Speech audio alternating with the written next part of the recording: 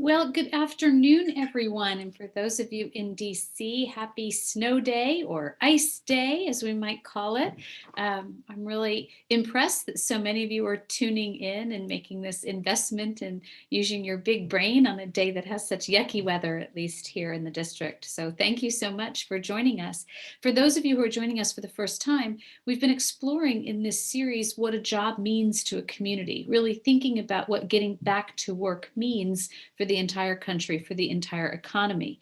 So for those of you who are returning, welcome back. Thank you for joining us. Last week we talked about how a strong economy leads to improved public health outcomes and how important that is. This week, we're going to talk about the very close link between a healthy economy and a healthy environment. And just to lift up for 1 second, I do think part of what we're trying to do here is explore how those of you who are students in the room, in the virtual room, can think about your careers and how you can live lives of purpose and live lives where you are really solving great challenges, the great challenges that we face in ways that might have been different than you were expecting. And so not only are we talking about what a job means to a community and to a family and to society as a whole, but also what it means to individuals and what it might mean to you as you think about your futures. So again, thanks so much. We're just going to dive in here. So this is a modern day equivalent of a pop quiz. I'm going to assume that you're all going to get 100% on this, but think about it for a minute and put in the chat, true or false. In times of economic growth, the environment improves. True or false? So for those of you who say true, that is, of course, the right answer. Let's take air quality as an example. I'm going to read you a stat. In its 2019 State of the Air report, the EPA reported that since 1970, the US economy has grown by 262%. The population has grown by 59%. But over that same time period, nearly all pollutants have fallen substantially. Greenhouse gases have dropped 13% since 2005. Global economists use something called the environmental Kuznets curve to show how stronger economies correlate with better environments. The curve shows that wealthier nations tend to use more advanced and efficient technologies to produce goods and services. So, getting to the focus of our discussion and our work here, where does the private sector come in? How do businesses contribute to a healthier environment? Well, first, it's simply the right thing to do, right? As business leaders, we still all have children and grandchildren. We're all still breathing this air and drinking this water. And so we're humans on the same planet and have a vested interest in the environmental outcome. Second, it's a business imperative, not just a moral imperative, but a business imperative. Ensuring the availability of sustainable resources is a requirement for the basic existence of a business. So if you think about running a business and you imagine in your mind's eye almost any field, ensuring that you have the resources to run that business is a key part of your job, right? So think about it. What is a soft drink manufacturer going to do if there isn't clean water? Without healthy soil, how would farmers be able to bring their harvest to market season after season? So sustainability is critical to the business community, and the business community is critical to sustainability. The third fact I would just highlight here is that business drives the innovation and the technology and the investment needed to address our most severe environmental challenges. This is true whether you're talking about sustainable farming, renewable energy, or addressing climate change. We simply can't get from where we are today, from where we want to go, without leadership, investment, and advancement made by the private sector. And by the way, that continued investment in tech and innovation also drives sustained economic growth, which continues to drive progress in the environmental world. And so you can see how it becomes a virtuous cycle. A few months ago, I had the opportunity to sit down with Bill and Melinda Gates, and we were largely talking about the pandemic and a path forward back to health, back to work. And of course, like all of you, I'm always so impressed by their sense of purpose, their sense of calling for their work, and their knowledge and expertise. But what impressed me the most is that they have a deep understanding of the role of business in leading solutions. And just this week, you probably saw, Bill Gates released a really timely book called How to Avoid a Climate Disaster. And in it, he recognizes the critical role of business. And what he says is, my optimism comes from my belief in innovation. It's our power to invent that makes me hopeful. So it will be largely up to the business community to develop, to finance, to build, and to operate the solutions needed not only to solve big global problems today, but to foster healthy communities. So for the rest of our program today, we're going to hear from leaders of two great companies whose work is contributing to a stronger and more sustainable environment. As I said in the beginning, my hope is for those of you who are students, it helps you think about different ways that you might, through your career, contribute to solving some of the world's greatest challenges. First, it's my pleasure to welcome Lisa Alexander. She is right at the intersection of economic and environmental health. Her organization works to bridge the gap between traditional and renewable energy consumption. So Lisa is the Senior Vice President of Corporate Affairs and the Chief Sustainability Officer at Sempra Energy. And Sempra is a leading natural gas infrastructure company with more than 18,000 employees worldwide, and they provide energy to 35 million customers. We are going to have a Q&A after Lisa's remarks, so please submit your questions in the chat. And Lisa, over to you. Suzanne, thank you so much for that warm welcome, and thank you to the Sign Institute at American University for sponsoring this wonderful series. So I'm so glad to join all of you today.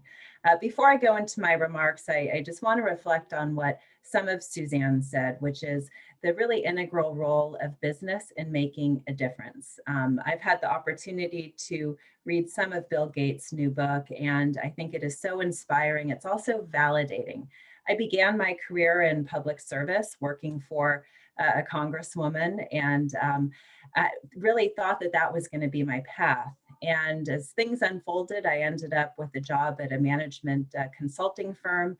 And I always saw that there was such a tremendous connection between public policy, my desire to have roots in my community and make a real difference, and then the incredible capital and tools afforded by private companies that could be harnessed to really make a difference for all those we care about and an impact on some of the world's biggest problems. I'm happy to report that over the course of my career, I've really found it to be true that those three things can come together, this policy orientation, the desire to make a real difference, and access to the tools and capital of a Fortune 500 company like my company, Sempra. So today I'm here to focus on the ability to work with companies and public-private partnership to make a difference on the environment, one of our world's most pressing problems. So first, and we'll go ahead to the next slide, a little bit of background on my company. I think it'll help provide some helpful context. So we're an energy infrastructure company. We own some of the largest energy systems in the country. We deliver energy to more than 35 million consumers in North America. That's more than any other company like ours. Most of our infrastructure is dedicated to supporting electrification. So the transmission and distribution lines that connect growing amounts of renewables to demand centers. But we also operate some of the largest energy infrastructure in the world that's dedicated to transporting low and zero carbon molecules from points of generation to supply centers. And that's a natural gas transmission and distribution infrastructure. We're displacing fuel oil in Mexico with much cleaner burning natural gas. We have a significant renewables generation portfolio there. And we're even applying the strategy of emissions reduction in the US that Suzanne referenced at the beginning to foreign markets with our investment in LNG export infrastructure. We have California roots. We have been on the leading edge practicing energy transition and sustainability for decades with our roots in this state.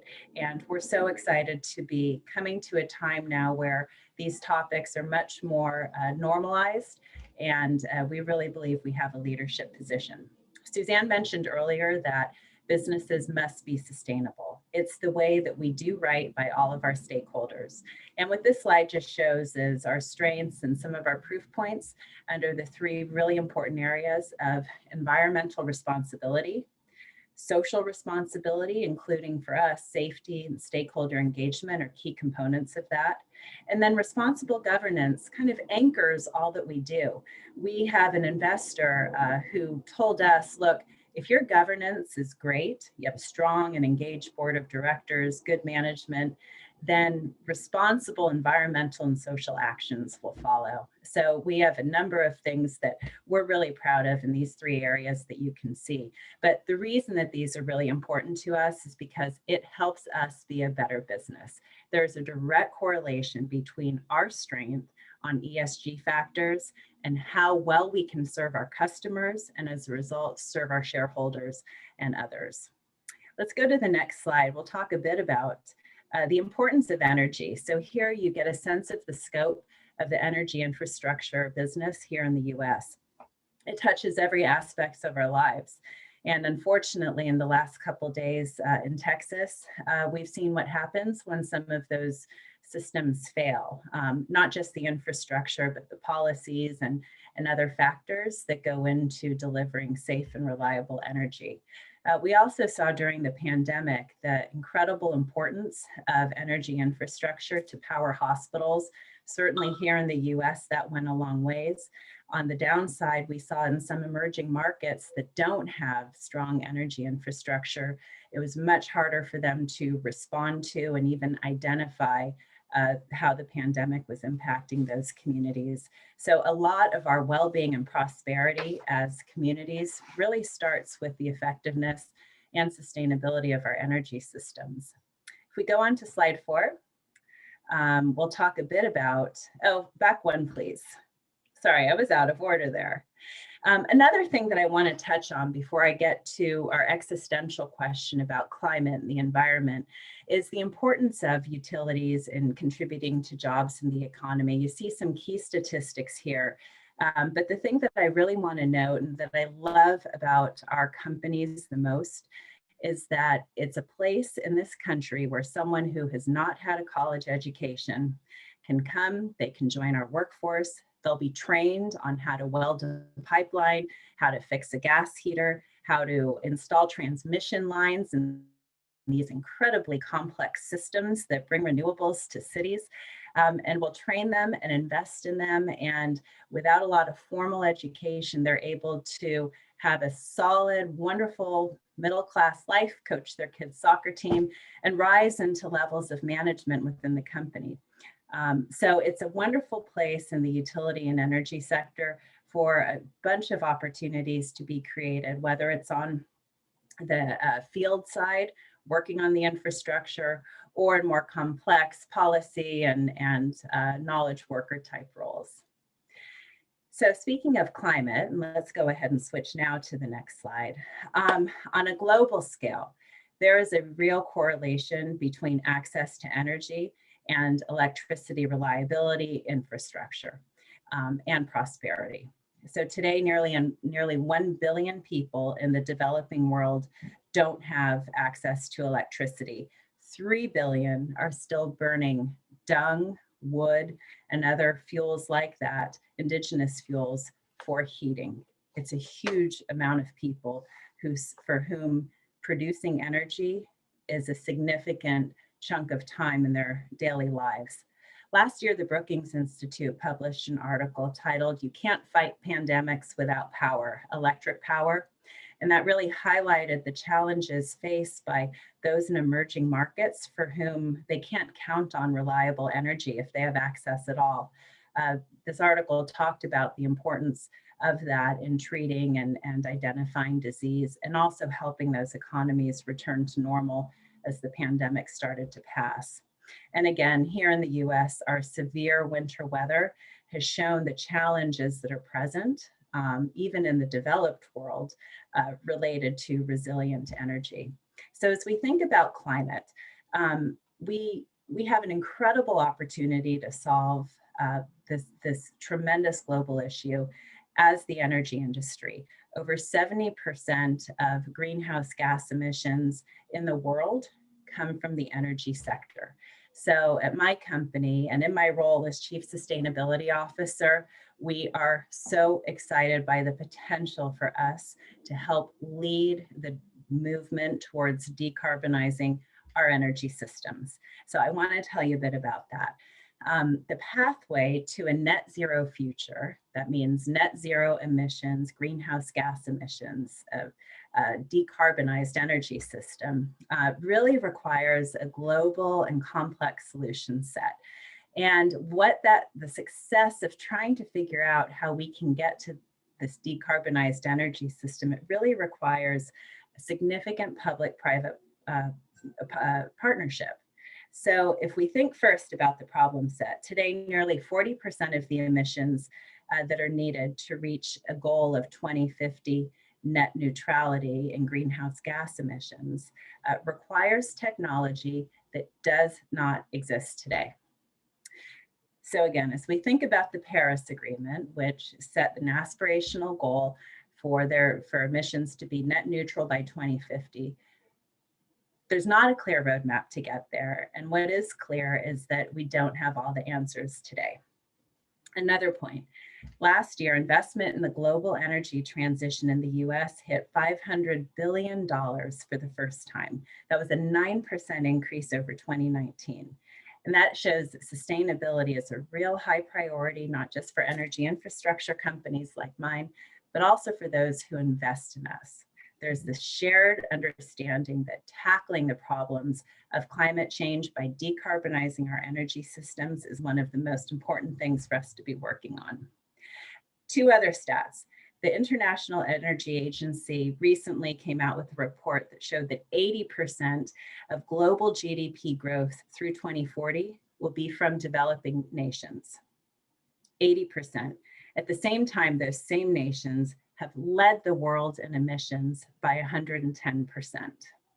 So by comparison, emissions in the US declined by almost 17% just from the period 2000 to the present day, while our economy grew 47%. Different set of numbers than what Suzanne said at the beginning, but I think what we're seeing is in countries like the US, we're experiencing economic growth at the same time that we're seeing a decline in emissions due to technology, innovation, progressive policies. But by contrast, in the developing world, where we expect to see a lot more growth over the next several decades, we're also seeing emissions rise faster than their economic growth.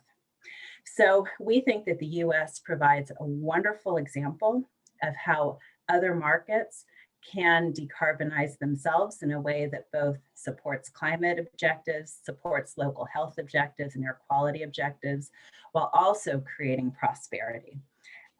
So that's what our business is really focused on, is making the investments in technology and innovation required to get there. There are three key categories that we think are going to be essential to driving an energy transition. The first is digitalization. Energy systems are increasingly complex. The more that we can adopt AI, robotics, more sophisticated predictive models and other systems, we think we're going to be better able to manage a very sustainable and increasingly complex energy system. The second thing is diversification. Key to the energy transition is not just decarbonizing, but it's also making sure it's just, not disproportionately affecting certain people in an adverse way. Also, we want to make sure it's reliable. So diversified energy resources is the second D, and really key to making sure that our systems are not just sustainable and low carbon, but resilient over time. And then the third D, as we think about the energy transition, is decarbonization. So how can we take the carbon out of energy? And that's really what's going to make the impact on climate change over time. So what does this look like? You know, we think on the energy side, it means more renewables flowing through the system, more zero carbon electrons being delivered to homes. It also means more zero carbon molecules coming in to work in tandem with low carbon renewables and other sources of low carbon electricity to help decarbonize energy systems in a really integrated way.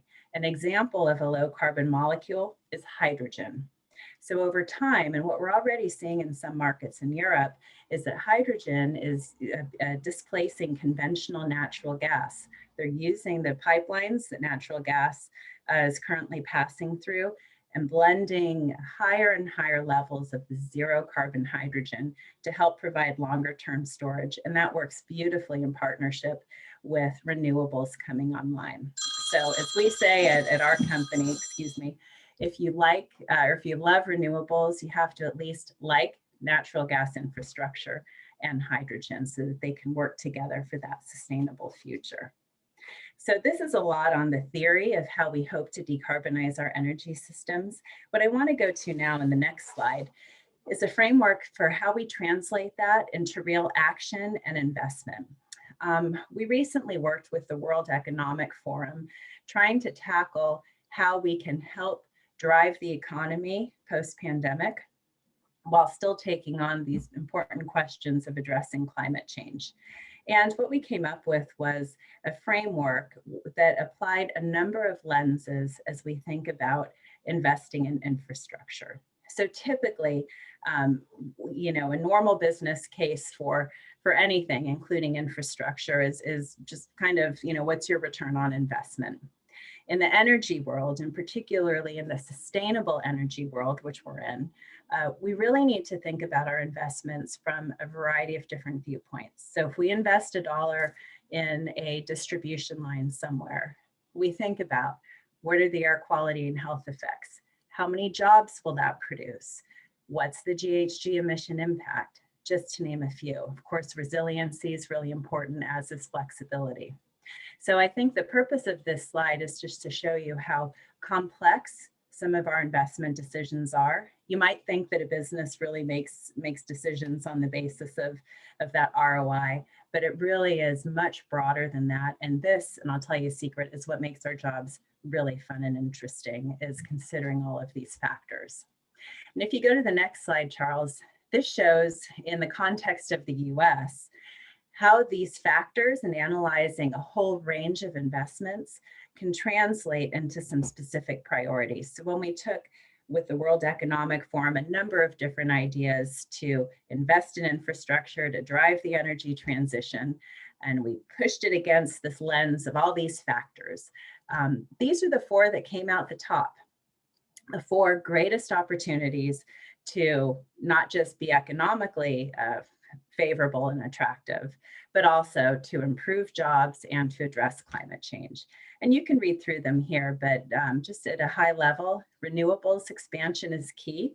That includes some offshore, and also related to that, transmission investment.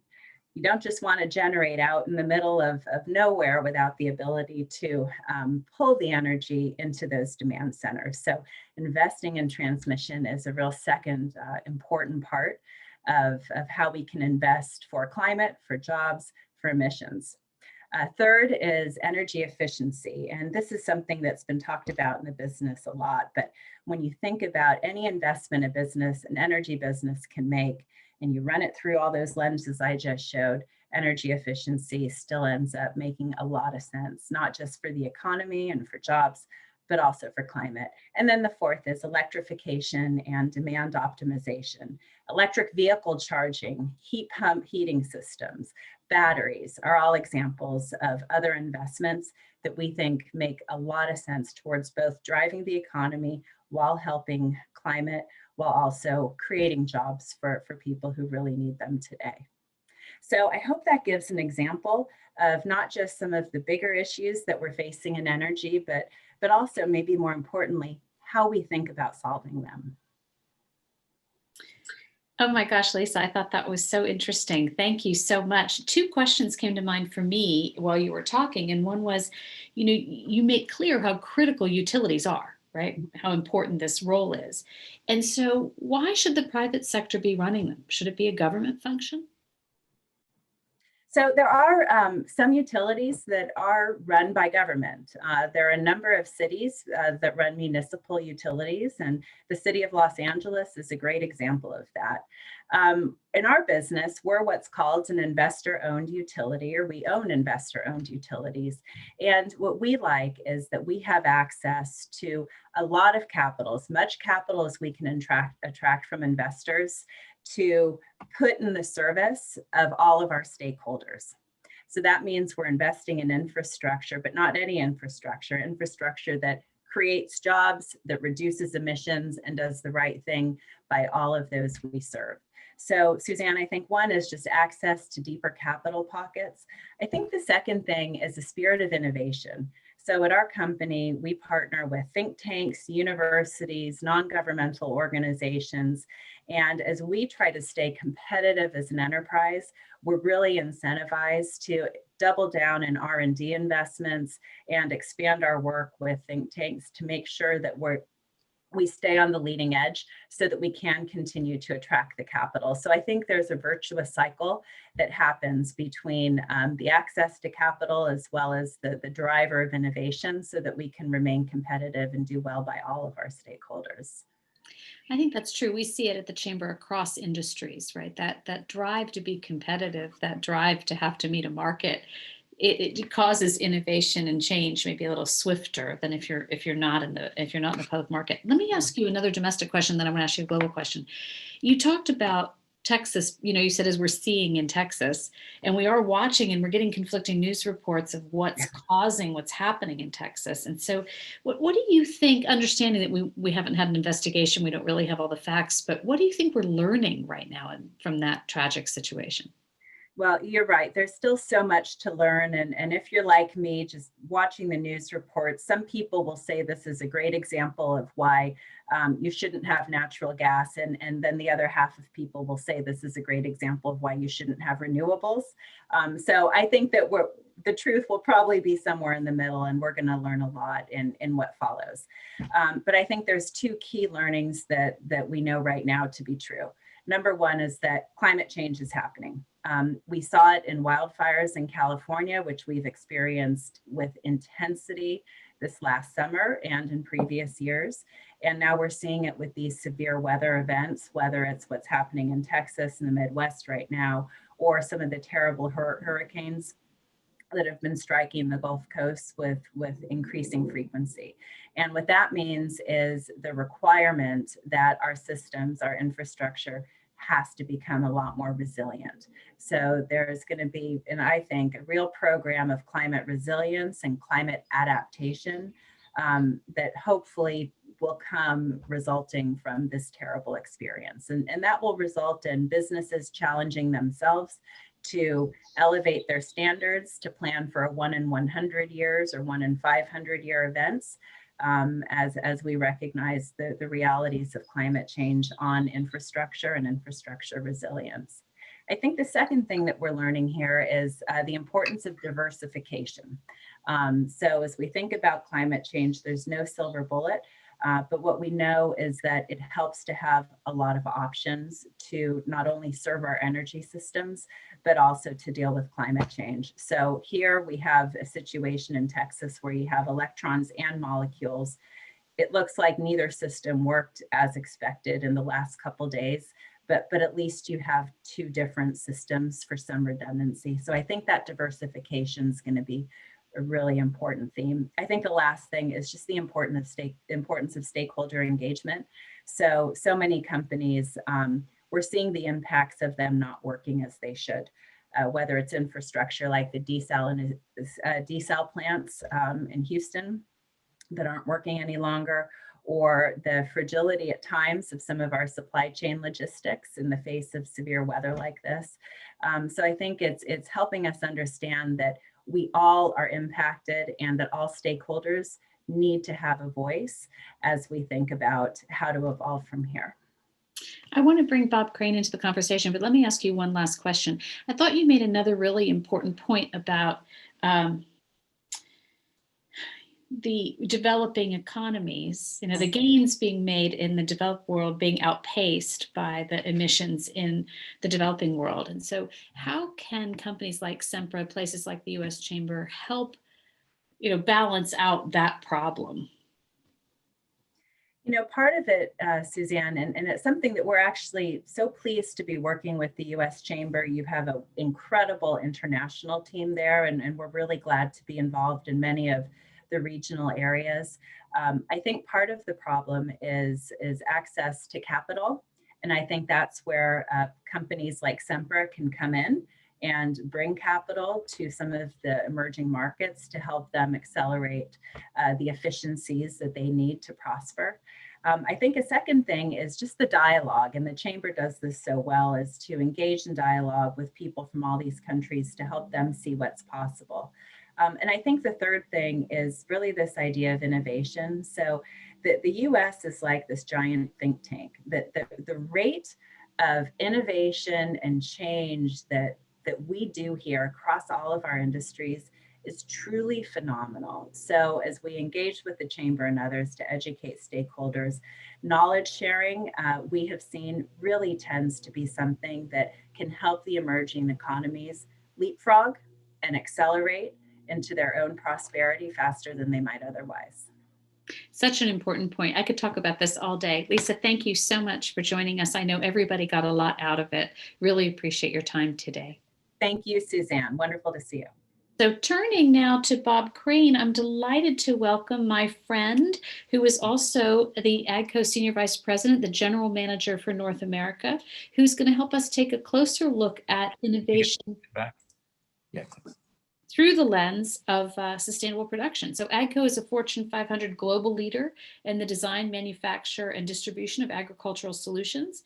Core to their work is providing sustainable solutions to the farmers who are feeding a hungry world. So Bob, tell us a little bit more how you're doing this.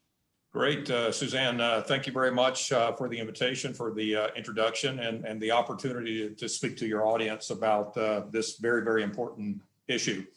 The impact of the environment on our economy and vice versa is very topical, of course. As Agco is the world's largest manufacturer focused solely on the ag market, we're very aware of the interactions between economic and environmental conditions. And also we're very focused on helping the world's farmers produce the food needed for a growing population, which I'll talk about in just a few moments. A key component of that challenge is ensuring that farmers are able to accomplish it in a responsible manner that uses, and I'll emphasize this, fewer resources while also increasing yields, and at the end of the day, providing a positive impact on the environment. I'll discuss, if I could, I'll discuss our focus on sustainability in just a few minutes, but let me take just a few seconds, a few moments to introduce the group to who and what Agco is. We just celebrated our 30th anniversary. We're a very young company. We're the culmination of over 40 companies throughout the years. But as you'll see over the next few slides, many of the brands that we offer have a very rich history, some being over 100 years old, for example. In that time, we made our mark as global innovators of agricultural solutions and services for the entire farming spectrum, which I'll speak to, including the largest operations. We were speaking earlier about farms in California, for example, medium-sized farms, family farms, and even hobby farms that we call rural lifestyle customers. In just a relatively short amount of time, we brought together decades of experience to become a market leader in what we feel is the broadest product line in the ag equipment industry. Since our start in 1990, as I mentioned before, we've integrated approximately 40 companies into one global organization. Just for the audience here, some of the brands that you might be familiar with include Challenger, Fendt, Massey Ferguson, Valtra, Heston, White Planters, and it goes on and on. For the last decade, For the last decade, many of our acquisitions have been focusing on technology and crop management solutions that enable our customers to be to enable them to more efficiently, I should say, manage the entire breadth of their operations. Just a few examples. One of the companies, GSI, it provides grain systems that include storage, conditioning, material handling, and structures. You'll see many of those structures, for example, on the side of the Mississippi River. Also in 2013, we put together a division called Fuse, which provides a foundational approach to what we like to call smart farming technologies. Also precision farming back in 2019, which provides cutting edge solutions for planting, liquid application, and so forth. So a lot of things going on from a technology standpoint in just the last decade. The end result is the very unique and compelling story, I think, of a single company offering smart solutions. I'll always go back to smart solutions across the entire agricultural value chain and also the entire crop cycle. Whether it's, for example, preparing the soil for planting, learning about enhancing what goes into that soil, growing the best crop for the best harvest possible, using yields to raise healthy animals for the world's protein needs. We produce, at the end of the day, high-tech solutions for farmers feeding a growing world. And that strategy has proven to be very successful for us. We've grown to more than 22,000 worldwide employees, just under a $10 billion company in sales last year. Very important, and I'll touch on it later on. We're also investing in developing markets, including those in Africa, Asia, Eastern Europe, and many parts of South America. So let's get into the meat of the presentation. In what kind of world, you might ask, is Agco doing business? And for that matter, in what kind of world are all of us living in? And in one word, it's changing. Humanity keeps growing, to say the least. The global population is expected to reach 8.5 billion people by 2030. And by 2050, that number will be 10 billion people. Also, just as important, the middle class worldwide, it's growing faster than ever in the history of the world. And as standards of living rise throughout the world, so do the demands on agriculture. In the next 40 years, the farmers of the world will have to grow more food than humanity has grown in the last 8,000 years. Quite the task that we in the agricultural business have. Those are big numbers.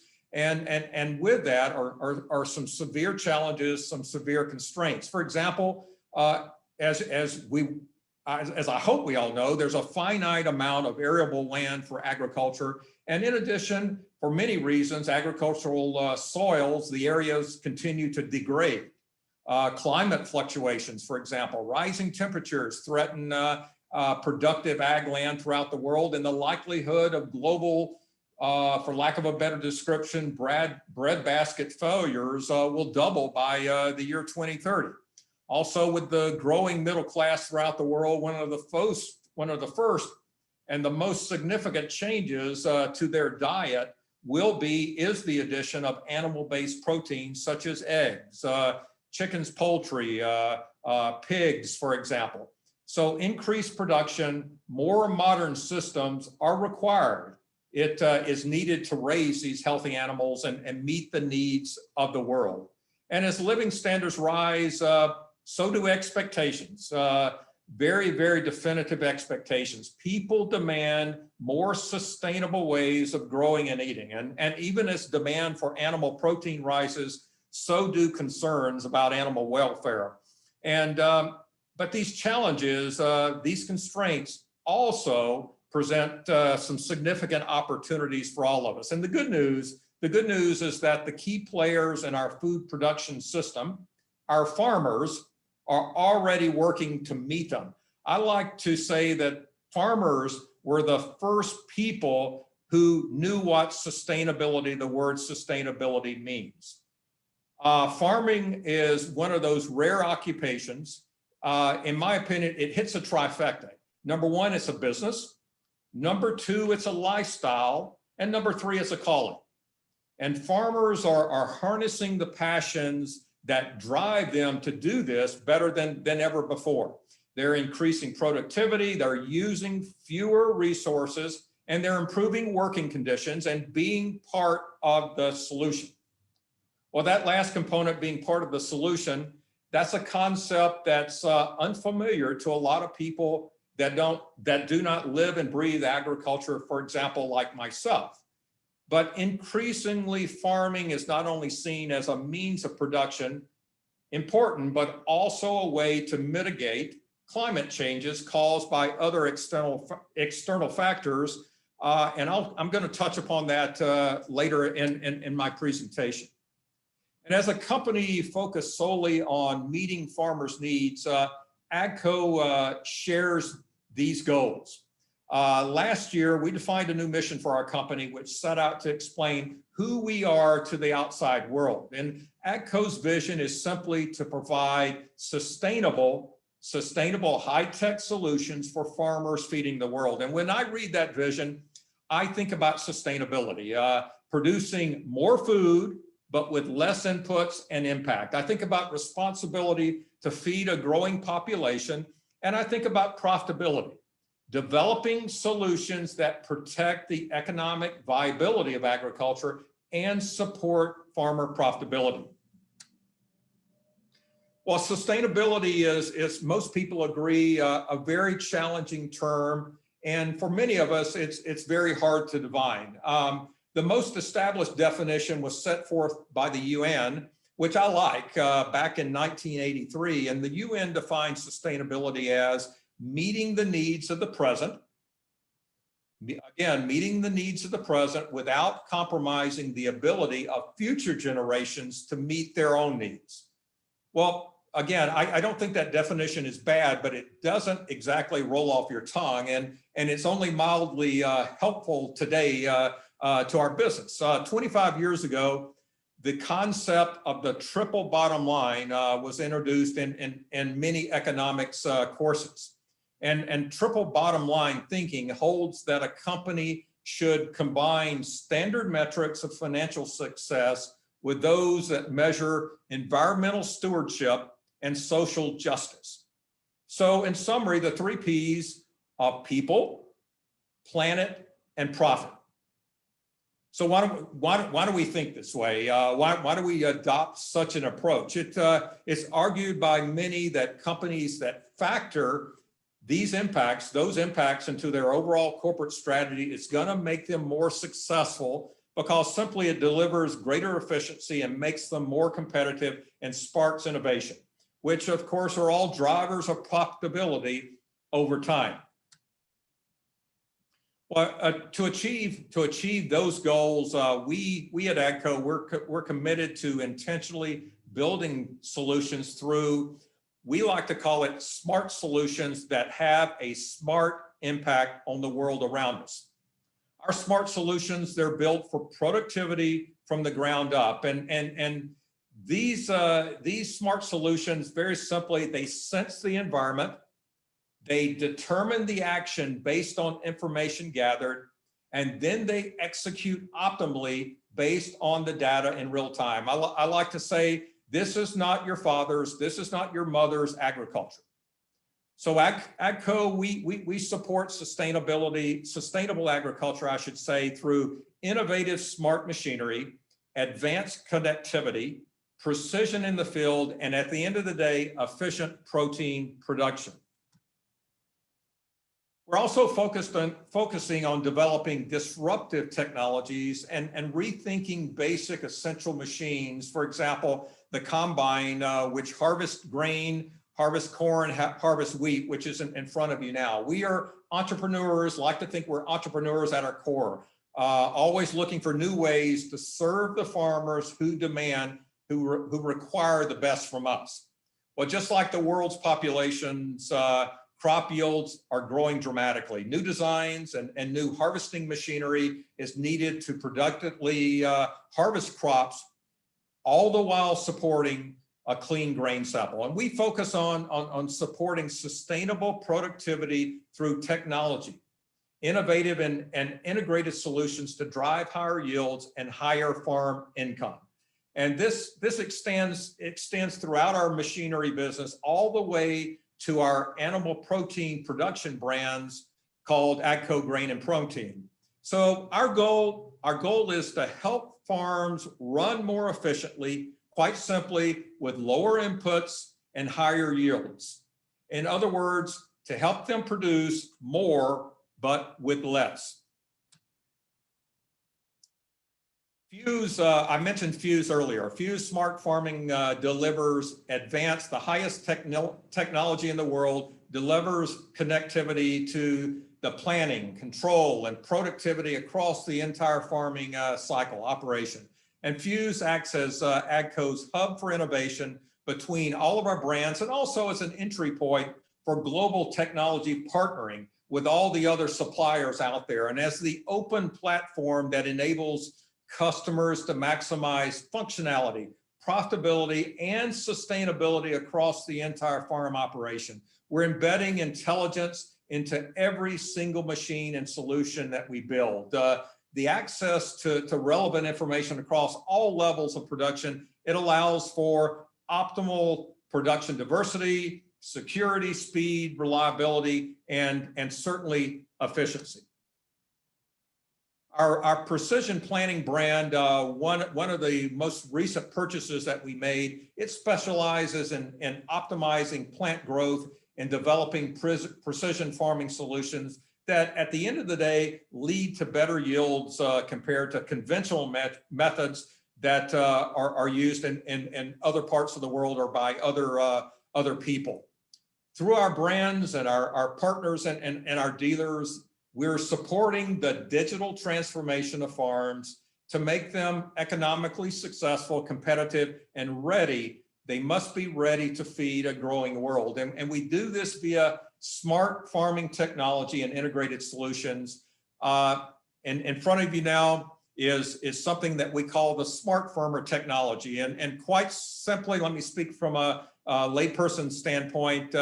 This is used for planting. The tool that you see there is literally sensing the chemistry of the soil, be it moisture, be it the biomatter, and is determining how much fertilizer to put down, the density of the seeds, how deep to plant the seed, and it's all in real time. As I mentioned earlier, one outcome of a dramatically growing middle class throughout the world is increasing demand for animal-based proteins. And our grain and protein division is providing some innovative solutions to ensure more efficient and sustainable productivity for farmers, including aviaries. Aviaries are basically the barn, the housing for the animal. But designed for free-range production that offers maximum freedom for the bird movements, offering transport trailer cleaning that helps prevent the spread of viruses between the facilities, environmental management systems that help maintain optimal conditions for the animals, even in extreme situations that we just talked about earlier today. Also positive pressure ventilation through an integrated system of, for example, fans, inlets, filters, and controls that defend against airborne viruses and helps to maintain healthy air quality for the animals. Lots of things similar to this that are in process. But we see our purpose as more than just building and selling some of the best farm machinery in the world. Our industry is quite vital. In fact, it is very vital to every life on earth, the agriculture business. And that's why we're deeply committed to ensuring that we have a smart impact on the world around us through, number one, addressing climate change. Number two, promoting animal welfare. Number three, ensuring corporate social responsibility. And last certainly not least, working beyond our own markets through something I'm very proud of, our Agco Agricultural Foundation. We see efficiency as key to sustainable agriculture and achieving the UN Sustainable Development Goals related to minimizing environmental impact and ending world hunger. We engineer our machinery for efficiency, and our smart farming solutions help farms reduce their carbon footprint, maximizing yield per acre and per input through informed, and as I gave the example earlier, real-time decision-making. Better yields, I keep saying this, better yields, higher farm income, less impact to the environment. Ultimately, that's one of our key focus areas. Well, standards of living continue to rise around the world, around the globe, driving demand for animal protein. As I mentioned, so do concerns, obviously, about animal welfare. And we are, at our company, we're engineering solutions that promote improved treatment of animals while also improving efficiency and productivity. Some of our innovative products for animal protein production, it strives to address things like physical comfort of the animal, biosecurity, and real-time monitoring of the animals. Our smart protein integrated solutions of the future, they're going to use sensors to monitor individual animals' behaviors, their activities, and physical characteristics, so the producer or the farmer can sense, analyze, monitor, and manage their animals in the most humane way possible that also drives productivity and profitability. Corporate social responsibility, it's a core business imperative that we have here at Agco, and it underscores our strategy to build a more valuable and essential company or enterprise. We strive to make an impact beyond the communities where we do business, whether through donation, charitable donations, volunteer efforts, or business initiatives. We help to improve the quality of life. That's our goal for people worldwide in a sustainable way. And we try to make it part of our cultural DNA. And our Agco Agricultural Foundation, I mentioned earlier, it supports a holistic approach to zero hunger and sustainable agriculture development by initiating programs that address food security beyond our typical markets, while maintaining a watchful, close eye on marginalized farming communities, which there are many, many, many throughout the world. We've also launched the foundation to help support food security and sustainable agriculture development in communities around the world. We're also making some major significant investments in the developing world. Very proud of this, such as our Agco Future Farm and Training Center in Zambia, Africa. We opened this up approximately 5 years ago. Extremely important initiative for ours, and it supports sustainable productivity to ensure the food security of that area of the world. Well, as we're getting closer to the end here, today's agriculture industry, it needs to have problem solvers, and it's people who can think through the challenges, to identify the solutions and go after them tirelessly, relentlessly. And we strive to meet the needs of today's farmers while also supporting the future generations. And as the population grows to a projected, remember the number, 10 billion people by 2050, the potential impact that agriculture can have on the health of our planet, it's tremendous. And as a global leader in agriculture, we're committed to making a positive impact on the farmers that use our solutions, the communities that they feed, and the environment that we all share. With our vision of sustainable high-tech solutions for farmers feeding the world, we at Agco, we're focused on long-term economic, social, and environmental sustainability to address all those significant challenges of food security, farmer livelihood, and resource efficiency.